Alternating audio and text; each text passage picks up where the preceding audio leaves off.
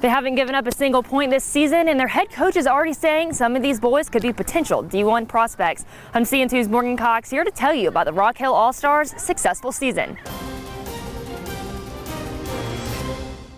The Rock Hill All-Stars are living up to their name this season. One All-Star explains why he loves football. It's a fun sport, it's a physical sport, and you can hit people without getting in trouble. This team has not given up any points to the opposing teams in the 3 games that they have played. The first game they won 52-0. The second game they won 32-0. And the third game they won 28-0. We've scored 112 points in 3 games, which is a lot of points at this level.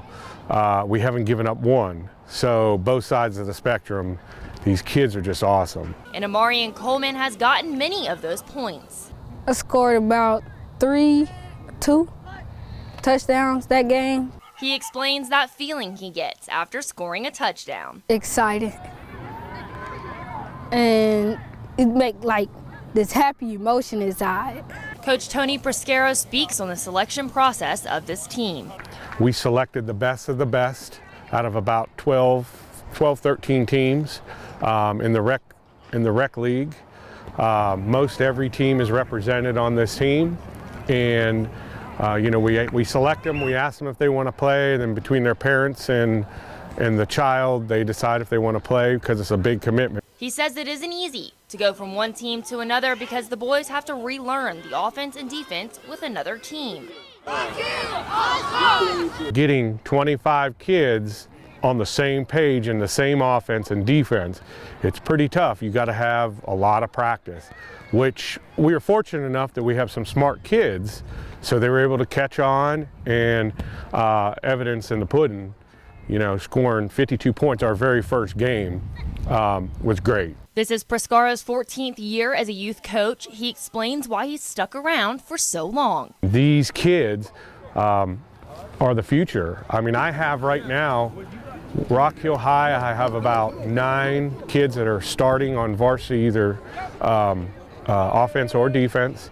I have a couple kids at Northwestern, a couple kids at South Point, that I've coached, and there's other kids that are in college right now. I have a couple kids that are in some smaller colleges as well. So that's the reward. You sit there and you see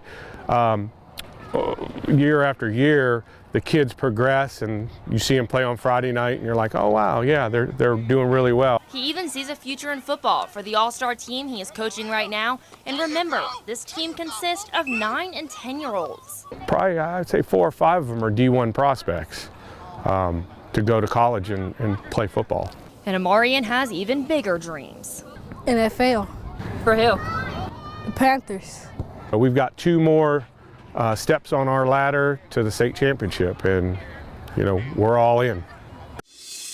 Basketball games tipping off in the Tri-County area. Northwestern high school teams playing Chester. The Lady Trojans won 56-9. The boys won 100-46. Zay Martin led with the most points at 29 of the 100. Winthrop men's basketball heads up I-77 tonight, December 4th, in search of a 3rd straight win against a Davidson team that has won 4 straight. This is the 10th meeting all-time as Davidson holds a 5-4 lead in the series.